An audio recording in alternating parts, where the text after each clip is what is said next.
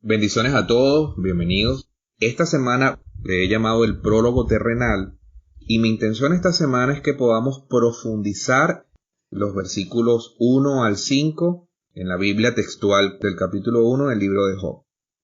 Hubo un hombre en la tierra de Uz llamado Job, y era aquel un hombre veraz, íntegro, justo, temeroso de Elohim y apartado de toda obra mala. Y le nacieron 7 hijos y 3 hijas.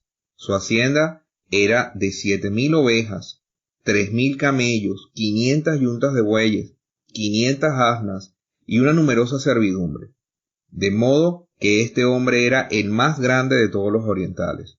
Sus hijos solían ofrecer banquetes en sus casas, cada uno en su día respectivo, y acostumbraban a invitar a sus 3 hermanas para que comieran y bebieran con ellos. Y ocurría que al finalizar los días del festín, Job los hacía venir para purificarlos, y levantándose de madrugada, ofrecía holocaustos por todos ellos, conforme a su número. Pues decía Job, quizá mis hijos han pecado contra Dios y blasfemado en su corazón. Así hacía Job siempre. Oremos a Dios. Padre, te damos gracias por tu amor y por tu misericordia. Te pido que este estudio que vamos a hacer sea primeramente para conocerte más y para glorificarte, Señor, a través de nuestro entendimiento, de lo que debemos, de lo que no debemos saber, de lo que debemos conocer, de cómo debemos avanzar para glorificarte. Te damos gracias por el privilegio de conocerte, por el privilegio de tu salvación, por la oportunidad de estar vivo, Señor, y de poder definitivamente leer y aprender acerca de ti. Te pido que bendigas este tiempo, te pido que me puedas utilizar, te pido que tu Espíritu Santo también obre en la vida de aquellos que están escuchando y leyendo sobre este estudio del libro de Job, y que tú seas, Padre, la primicia de todo, seas lo más importante, seas nuestro Rey, y también seas el protagonista absoluto de lo que estamos haciendo en ti, por ti y para ti. En el nombre de Cristo Jesús. Amén. Bueno, comencemos con el propio versículo 1. Ya habíamos hablado un poco de que Uz quedaba en la tierra de Edom, pero quiero traer a colación para ustedes posiciones donde estaba la tierra de Uz originalmente. Hay veces que se pronuncia el nombre de Uz en las Escrituras. Vamos entonces a el Génesis 10:23. Los hijos de Aram fueron Uz, Hul, Getel y Mas. Esos son los hijos de Aram. Estamos hablando en este tiempo de lo que se conoce como la cuarta tablilla de las generaciones. Y este Aram era hijo de Sem era hijo de Noé, y su ubicación, hasta donde las escrituras nos dan testimonio, era en la parte noreste, donde se encontraba este territorio. En el libro del Génesis también, capítulo 22, versículo 21, podremos ver entonces la segunda vez que se menciona el nombre de Uz. Dice a Uz, primogénito, a Buz, hermano de este, a Kemuel, padre de Aram. Este Uz es hijo de Nacor, sobrino de Abraham. Está escrito en la 6ª tablilla de las generaciones. Luego vamos a hablar un poco de las tablillas de las generaciones. Este territorio realmente está cerca de Aram, al norte y al este de lo que se conocía en la Canaán. Recordemos que Israel no existía en ese momento. En el mismo libro del Génesis, capítulo 36, versículo 28, nos dice, estos son los hijos de Disam, Uz y Arán. Ahora, ¿quién es Disam? En el versículo 20 del mismo capítulo 36, dice, estos son los hijos de Seir el Hurrita, morador de aquella tierra, Lotán, Sobal, Sibeón y Ana. Seir el Hurrita, en ese momento eran los que estaban dominando el territorio, que posteriormente se le llamó también Seir, o se le llamó Edom. Los hurritas, o los horeos, vale la pena comentar, eran una civilización avanzada, era una civilización grande en esta época. Ellos fueron desposeídos por voluntad de Dios. Por favor, acompáñenme al libro de Deuteronomio capítulo 2, versículo 5. pero no los provoquéis, porque de su tierra os daré, no os daré ni la huella de su pie, porque a Esaú he dado por heredad la serranía de Seir. Podemos también leer en el versículo 12, dice, también a los horeos se los hizo habitar antes en Seir, a los cuales los hijos de Esaú desposeyeron y destruyeron delante de ellos y se establecieron en su lugar, tal como Israel lo hizo en la tierra de Yahvé, les dio por posesión.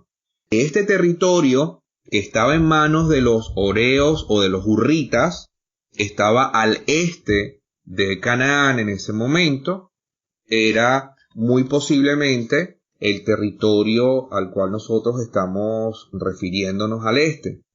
Hay unas evidencias internas en el propio libro de Job y por supuesto en la Biblia que quiero que podamos también revisar. En Job 1:3 dice, de modo que este hombre era el más grande de todos los orientales, o los de Oriente, o los hijos de Oriente. Nos está hablando entonces de civilizaciones que estaban al este de Canaán en ese momento. En el versículo 1:15 dice que los sabeos habían entrado y habían hecho fechorías y a filo de espada mataron y asesinaron y solamente pudo escapar uno de los esclavos de Job.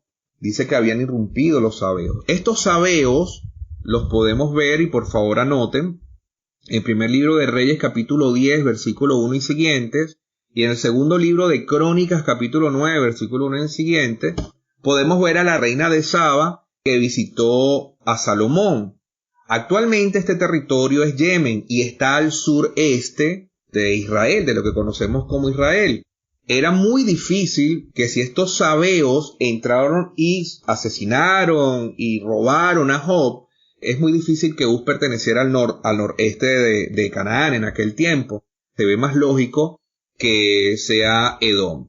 Siguiendo confirmando que este Uz pertenecía al territorio de Edom, al este de Canaán, están los caldeos. En el versículo 17 nos dice que los caldeos formaron 3 cuadrillas y se abalanzaron sobre los camellos y se los llevaron y pasaron a cuchillo a los criados y solo yo escapé para darte la noticia.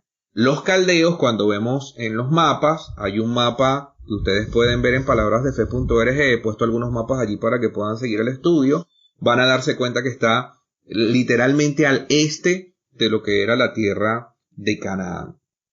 Un par de pruebas más adicionales que nos dan el argumento de que muy seguramente este territorio edomita es el que se menciona en Génesis 36:28, es que allí mismo en versículo 11 del capítulo 2 del libro de Job nos dice que está Elifaz temanita y nos dice que hay otro amigo de Job que se llama Bildad sujita. Pueden dar indicativos de dónde sacamos nosotros la conclusión. Vamos por favor al libro del Génesis 36:4. Veremos qué nos dice. Estamos hablando de la genealogía, en este caso de Esaú, que es el hermano de Jacob. Dice, y Ada le dio a luz a Elifaz para Esaú, y Bosamet dio a luz a Reuel. Elifaz es por supuesto el primogénito de Esaú y aparece mencionado acá en la escritura. En el mismo capítulo 2:11 del libro de Job dice Bildad sujita.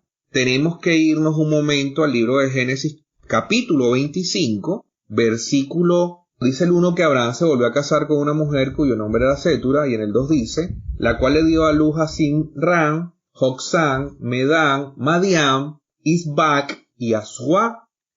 Este Suaj es muy posiblemente el antecesor de los sujitas. Este Suaj es muy posiblemente el sucesor de los sujitas.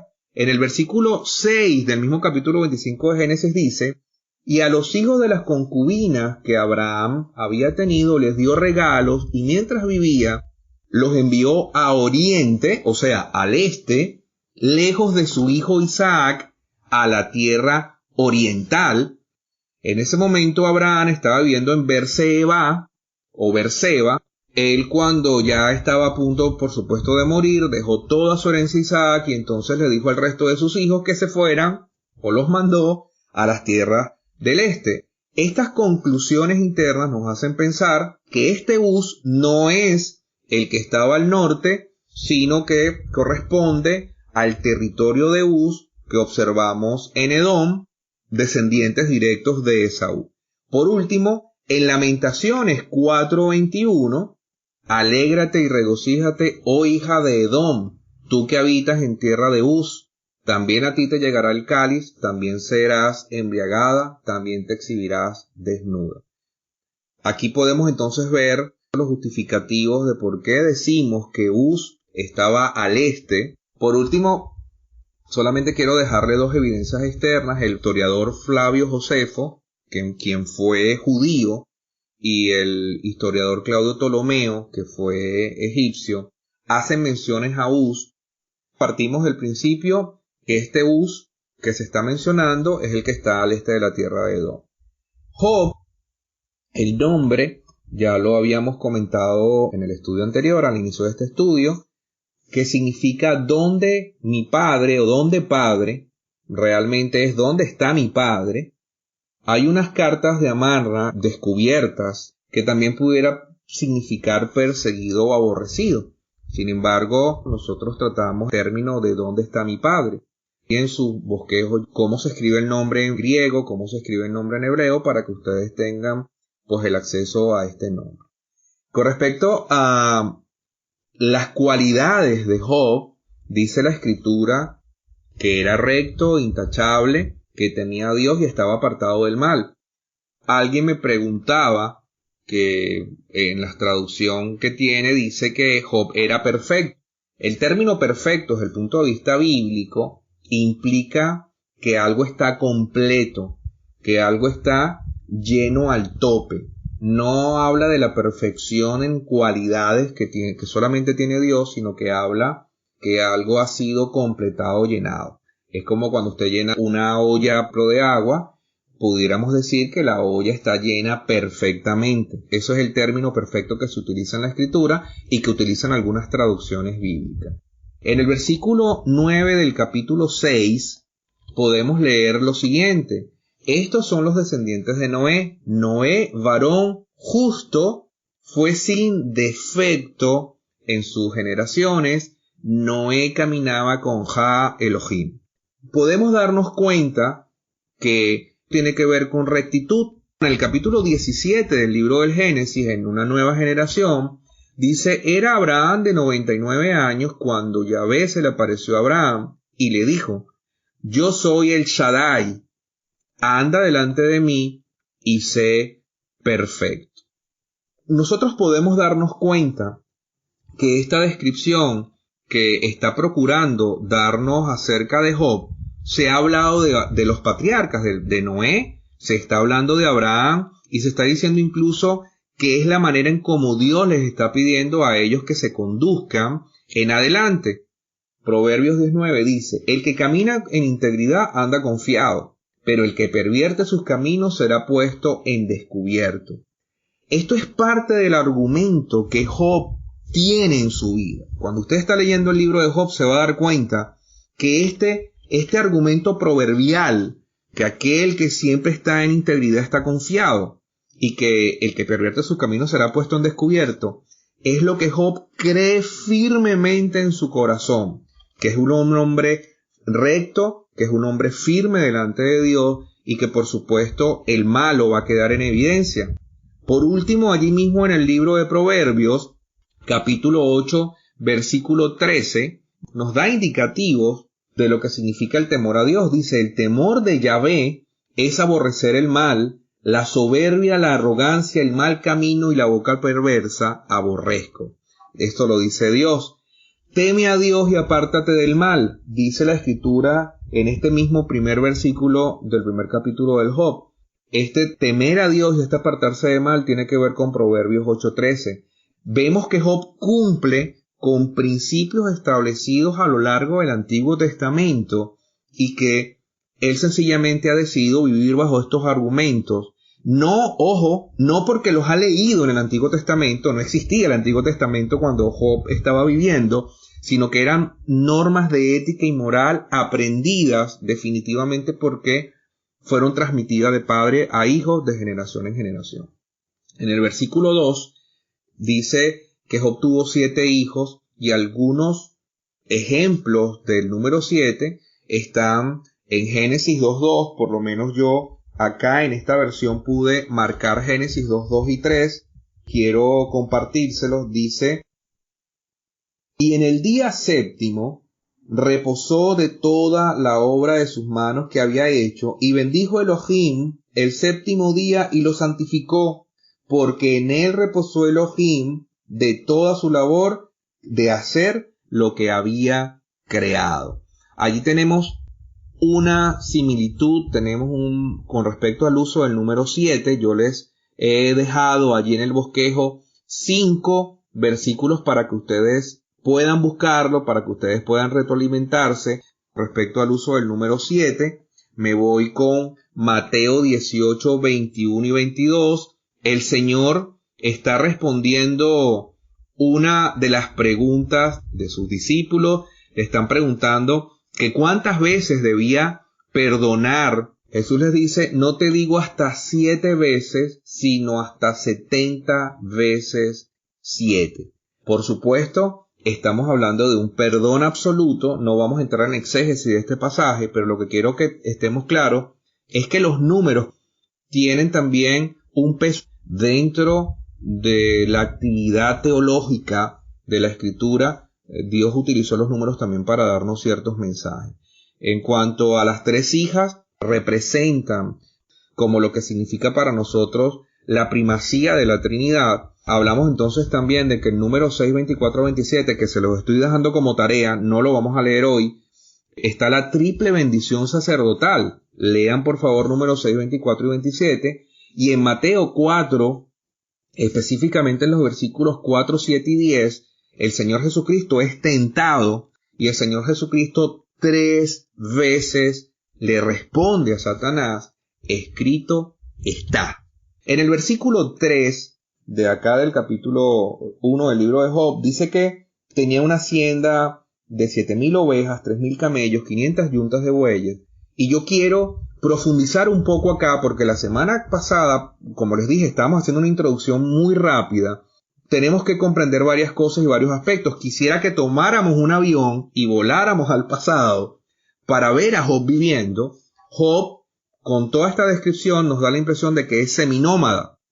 O sea, tenía carpas que podían moverse fácilmente. No era un nómada absoluto, o sea, no estaba vagando por toda la tierra, sino que era un seminómada porque seguramente tenía una casa en el pueblo. Ya vamos a ver el por qué llegamos a estas conclusiones para poder comprender la magnitud de quién era Job. Es muy fácil pasar por encima y decir 7,000 ovejas, 3,000 camellos, pero necesitamos hacer algunas consideraciones para poder comprender lo que perdió Job y cómo se desarrolla el texto en base a este hombre que tenía ciertas cualidades y además de cualidades tenía ciertas posesiones. Dice en el versículo 1.4 que cada hijo tenía una casa, decía que hacían una fiesta en cada una de sus casas. Por eso presumimos que Job era seminómada, porque si sus hijos tenían casa, en la cultura hebrea las casas estaban pegadas. De hecho, las casas veían hacia adentro, tenían un patio central familiar, tenían un patio central, pero cada uno vivía en su propia casa. Esto quiere decir que muy seguramente el patio, las casas colindaban con la casa de su papá, y el papá, como era un empresario, ya vamos a ver, era un jefe, era un jeque, era un emir, pudiéramos utilizar estos términos también. Él eventualmente iría entonces al pueblo y estaría fuera del pueblo para realizar sus gestiones comerciales. Fíjense esto, él tenía 7,000 ovejas, o sea, él producía lana, lo que quiere decir que producía o fabricaba o al menos proveía a los fabricantes de tela y de ropa. Con 7,000 ovejas él también sacaba carne, sacaba leche y por supuesto también utilizaba la piel. Quiero que podamos entender lo que significan 7,000 ovejas.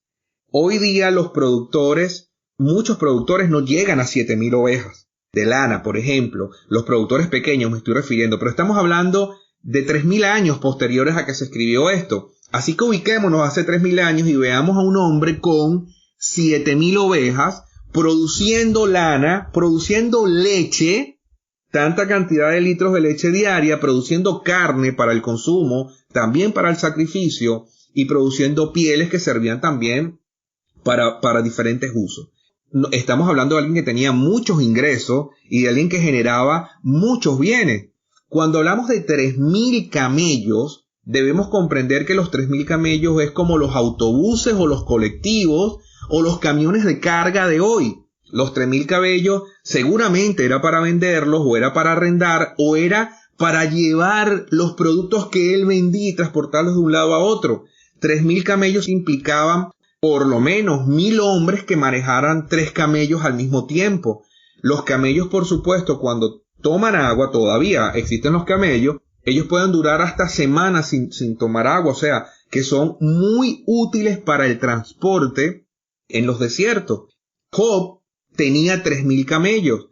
Cuando hablamos de 500 yuntas de bueyes, estamos hablando de por lo menos 1.000 bueyes, porque cada yunta está formada por dos bueyes. Estos animales servían para 3 cosas básicas. Número 1, para labranza, para abrir surco, lo que nos hace pensar que Job labraba la tierra. Además sembraba, era agricultor.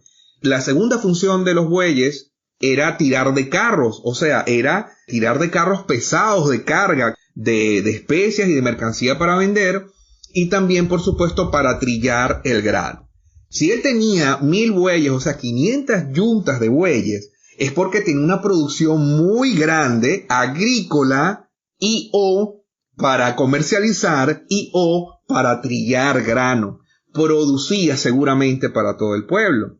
Cuando hablamos de 500 asnas, en el libro de Jueces, capítulo 5, versículo 10, me permito buscar, y por favor también busquen ustedes, libro de Jueces, capítulo 5, versículo 10, nos da una descripción, dice: vosotros los que cabalgáis en asnas blancas, los que presidís los juicios y los que vais por el camino, meditad.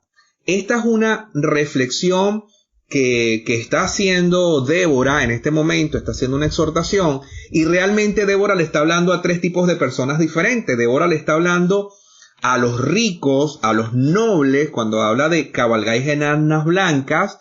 Cuando habla de juicio está hablando de los jueces, y cuando habla de los que van por el camino está hablando de la gente y de los comerciantes, etcétera. Pero lo que quiero que veamos acá es que las asnas eran propiedad solamente de la gente de élite, de la gente de dinero, de los poderosos.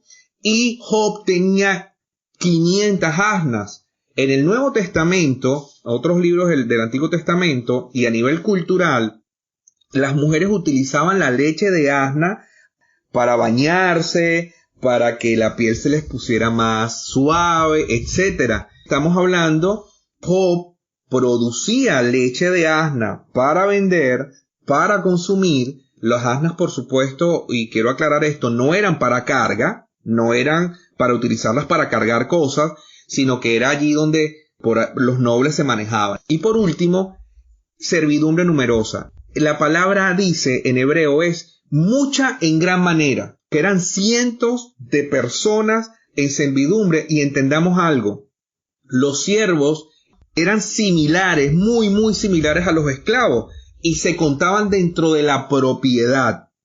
Por esto entonces, cuando el versículo termina diciendo que él era un hombre, el más grande de todos los orientales, probablemente estamos hablando de que era el jefe, el emir, el jeque, lo que sería similar tal vez a hoy a un gobernador o a un gobernante de una región. Ese era Job. Y además de esto, el propio texto más adelante en los capítulos posteriores nos habla de un hombre sumamente sabio y sumamente respetado. Fíjense que en el primer versículo el autor nos habla de todas las cualidades de Job. O sea, no era que era un ricachón malo, etcétera. No, era un hombre con tremendas cualidades. Y al final del camino, la semana que viene, vamos a ver cómo Dios se refiere al propio Job.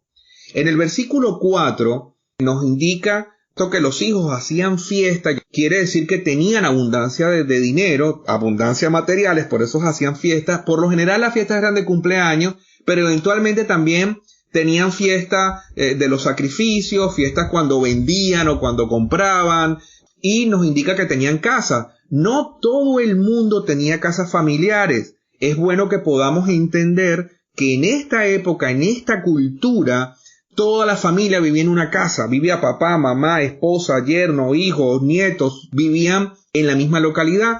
La palabra nos dice que cada uno tenía su casa. Por último, en el versículo 5, quiero quedarme solamente con tres principios. Job, muy de mañana, buscaba a sus hijos. Voy a leerlo como él lo decía. Y ocurría que al finalizar los días de festiv, Job los hacía venir para purificarlos. La palabra que se utiliza aquí en hebreo es kadash. Esta palabra significa purificarlos, santificarlos, consagrarlos, entregarlos, dedicarlos.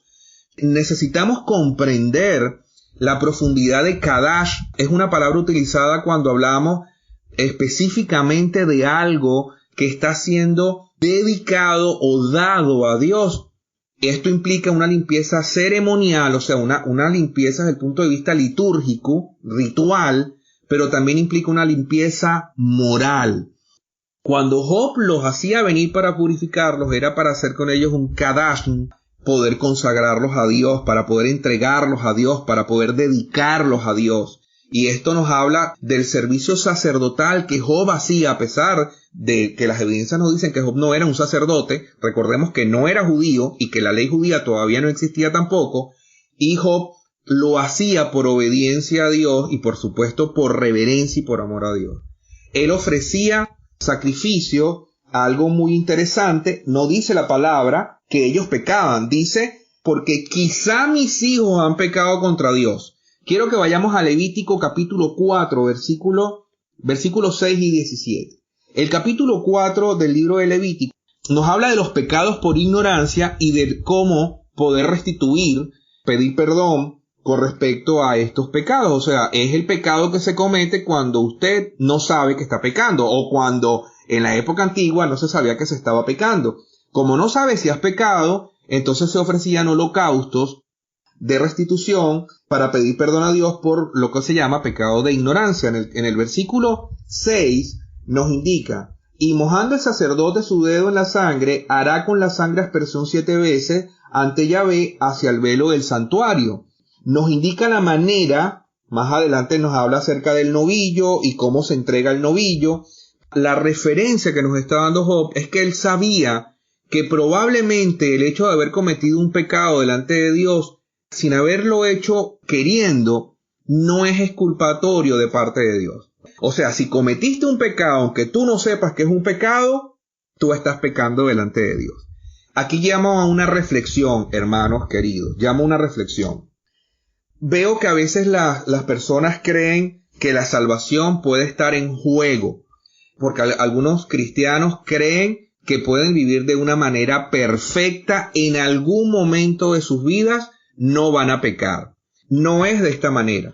Cuando usted ha caminado con el Señor lo suficiente, usted se va a dar cuenta de las áreas de debilidad que tenemos: vanidad, mentira, autoengaño, orgullo, autosuficiencia, etcétera, etcétera. Contamos con tantas debilidades en nuestra humanidad que hoy no nos damos cuenta que estamos pecando, y dentro de un mes, dentro de una semana o dentro de un año nos damos cuenta que lo que creíamos el año pasado es pecado delante de Dios. Si nosotros hubiéramos muerto en medio de todo esto, nuestra salvación no estaba en juego, porque Dios no nos juzga porque conozcamos o no conozcamos las áreas de pecado. El juicio de Dios viene porque nosotros somos pecadores desde nuestro nacimiento, es lo que se llama el pecado original, y justamente Jesucristo es quien quita todos nuestros pecados, los conscientes y los inconscientes, y eso es lo que Job estaba haciendo a través de su sacrificio. Le estaba diciendo a Dios: aunque mis hijos no conozcan sus pecados y yo tampoco, Señor, yo te ofrezco holocausto para que tú perdones a mis hijos. Por último, cuando la Escritura habla del término blasfemar o maldecir, hay algunas traducciones que dicen blasfemar o maldecir, la raíz en hebreo de esta palabra es barak. Ahora, quiero que podamos estar claros con una acepción bien particular de esta palabra. Esta palabra también significa bendecir. significa ser bendito, significa bendecir, significa la bendición que Dios da al ser humano. Como eufemismo significa maldecir. Dependiendo del contexto, los traductores, tanto judíos como cristianos, utilizan el término correspondiente a lo que el contexto escrito nos designa. Esto también ocurre cuando la esposa de Job en el capítulo 2 le dice que él debería maldecir a Dios. Realmente en hebreo el término barak pudiera ser bendecir a Dios y morirte o maldecir a Dios y morirte. Se utiliza el eufemismo entonces para maldecir. Para aquellos que son estudiosos, teólogos un poco más profundos, siempre ha habido un término en hebreo que significa solamente maldecir. Los soferín, los masora, cuando estaban haciendo las adaptaciones de las escrituras para hacer las copias posteriores, decidieron utilizar el término barak porque se veían inadecuado, incorrecto, decir que alguien podía maldecir a Dios. Se dejó utilizar el término original para maldición y se comenzó a utilizar el término barak. Entonces el contexto indica que lo que quiere decir el autor es que esta persona estaba maldiciendo, había maldecido o había blasfemado en contra de Dios. Espero que este punto les quede un poco más claro, sobre todo aquellos que están estudiando las escrituras más profundamente. El Señor les bendiga. Nos vemos en la próxima sesión del estudio del libro de Job. Bendiciones para todos.